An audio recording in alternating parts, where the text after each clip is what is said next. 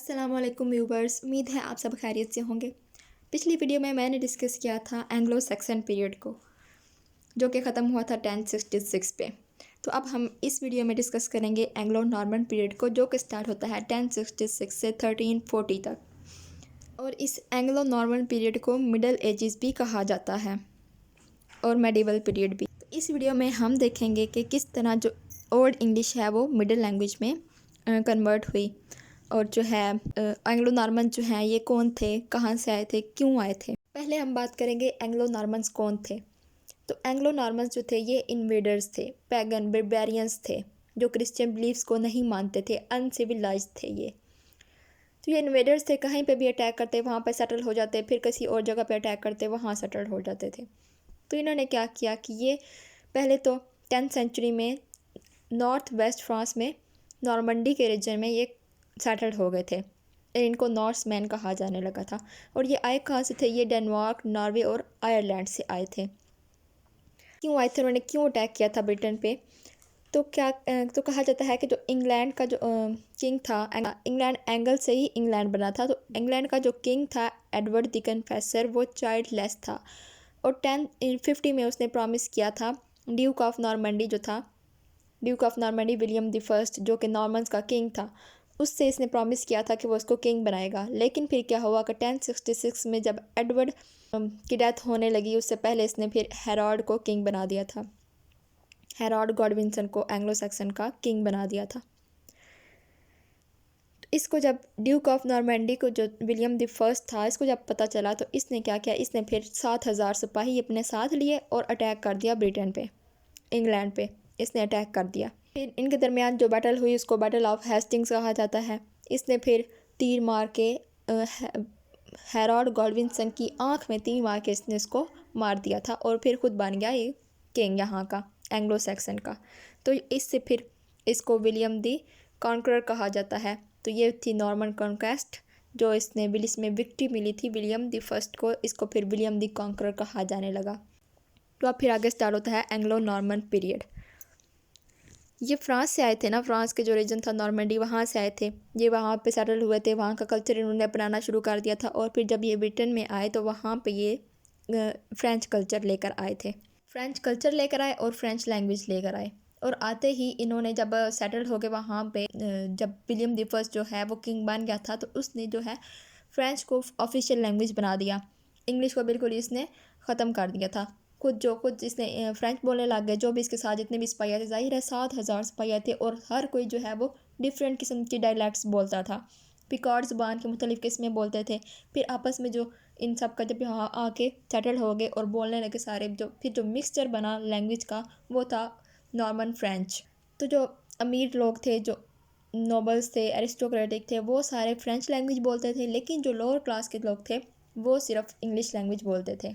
तो पहली तो 2 सदियाँ जो थी वो तो बस उसमें तो इंग्लिश जो थी उसको वो तो बिल्कुल सो ही गई थी इसके, क्योंकि सारी फ्रेंच, हर तरफ फ्रेंच ही बोली जाने लगी। ऑफिशियल लैंग्वेज जो फ्रेंच बन गई थी, कोड की लैंग्वेज फ्रेंच बन गई थी। तो और जो नॉन नेटिव्स थे उनको वो भी उन्होंने फ्रेंच लैंग्वेज जब सीखना शुरू कर दी, और उनको सिखाने के लिए जो मैन्युस्क्रिप्ट्स लिखे गए थे वो आज भी एग्जिस्ट करते हैं। लेकिन फिर 14th सेंचुरी या फिर 13th और 14th सेंचुरी में जाकर फिर इसका ग्रेजुअल ट्रांजिशन होना स्टार्ट हो गया फ्रेंच लैंग्वेज का। तो फिर आहिस्ता आहिस्ता करके जो है इंग्लिश लैंग्वेज ऊपर आना शुरू हो गई। मतलब कि जो मिक्सर बना था एंग्लो नॉर्मन फ्रेंच लैंग्वेज का, उसका इम्पैक्ट काफ़ी पड़ा था इंग्लिश लैंग्वेज पे भी। फ्रेंच जो वोकेबलरी थी वो काफ़ी ज़्यादा इंग्लिश में ऐड होती गई, क्योंकि जाहिर है हर इम्पोर्टेंट जो मैटर था वो फ्रेंच में ही होता था। जो लोगों की ऑफिशियल लैंग्वेज भी थी फ्रेंच ही थी, तो फ्रेंच का काफ़ी ज़्यादा इंग्लिश लैंग्वेज पे इम्पैक्ट पड़ा। ग्रामर पे इतना इम्पैक्ट नहीं पड़ा, लेकिन इंग्लिश लैंग्वेज पे बहुत ज़्यादा इम्पैक्ट पड़ा था। तो इसीलिए कहा जाता है कि जो नॉर्मन इन्वेजन था उसने ही मिडिल इंग्लिश दी थी, इंग्लैंड को मिडिल इंग्लिश दी थी। तो इस तरह हमारे पास जो पेयर ऑफ वर्ड्स हैं उनके तकरीबन सेम मीनिंग्स ही हैं, जो कि उनमें से एक जो है ओल्ड इंग्लिश का है और एक जो है ओल्ड फ्रेंच का है। For example lawyer and attorney.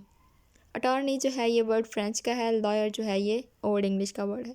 Deem and जज, Hunt and chase, pig and pork, cow and beef, freedom and liberty, weird and strange. तो तकरीबन 7000 से ज़्यादा जो वर्ड्स थे वो फ्रेंच से इंग्लिश में ऐड हो गए थे। इसके बाद फिर शेक्सपियर ने जो यूज़ किए थे, शेक्सपियर ने भी तकरीबन काफ़ी सारे जो न्यू वर्ड्स दिए थे हमें। शेक्सपियर का जो ड्रामास है उसमें बहुत सारी वोकेबलरी जो उसने दी थी इंग्लिश लैंग्वेज को, वो भी उसका बहुत बड़ा एहसान है। तो ये फिर अगली वीडियो में डिस्कस करेंगे किस तरह फिर जो 100 ईयर वॉर हुई थी इंग्लैंड और फ्रांस के बीच में, उसका फिर किस तरह इम्पैक्ट पड़ा। इंग्लिश लोग जो थे वो फिर फ्रेंच को अपना एनमी कंसिडर करने लगे और फिर फ्रेंच को उन्होंने आहिस्ता आहिस्ता करके बिल्कुल हटाना शुरू कर दिया, एक साइड पे करना शुरू कर दिया। और किस तरह जो स्टेट्यूट ऑफ प्लीडिंग था उसके थ्रू फिर जो फ्रेंच को बिल्कुल ख़त्म कर दी गई कोर्ट की लैंग्वेज से। फिर जो इंग्लिश है उसको कोर्ट की लैंग्वेज, ऑफिशियल लैंग्वेज इंग्लिश को बना दिया गया। और जो एडवर्ड थर्ड किंग था, जो फर्स्ट किंग था, फिर पार्लियामेंट को इंग्लिश में एड्रेस करने वाला जो फर्स्ट किंग था।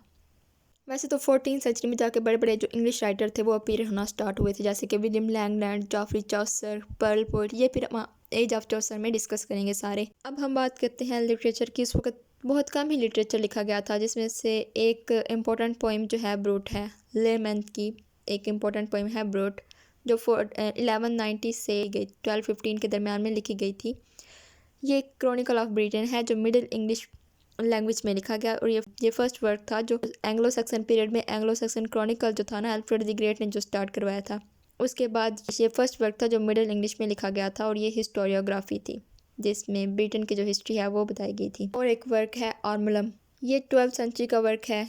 ये इसमें बिब्लिकल एक्सजेसिस है, मतलब इंटरप्रेशन ऑफ टेक्स्ट जो होती है, ये बिब्लिकल इंटरप्रेशंस हैं। इस थर्ड पे है हैवलॉक द डेन, ये 13th सेंचुरी का middle English romance. Romance literature जो था ये फ्रेंच जो है ये अपने साथ लेकर आए थे, नॉर्मन लोग लेकर आए थे फ्रेंच से ही रोमांस लिटरेचर। इसमें मतलब रोमांस इस सेंस में था कि इसमें जो है मतलब जब अगर एक बंदा है उसको अपने कंट्री से प्यार है तो उस सेंस में ये जो है रोमांस, उस सेंस में ये वहाँ पे ये लेकर आए थे यहाँ पे ब्रिटेन में, इंग्लैंड में। तो इस पीरियड में बस इतना ही लिटरेचर लिखा गया था, मतलब और अगर लिखा भी गया तो इम्पोर्टेंट नहीं है, लेकिन ये नोट कर लें। तो ये था एंग्लो नॉर्मन पीरियड। मिलते हैं नेक्स्ट वीडियो में। If you like the video then please share with your friends and don't forget to subscribe the channel for more videos. Allah.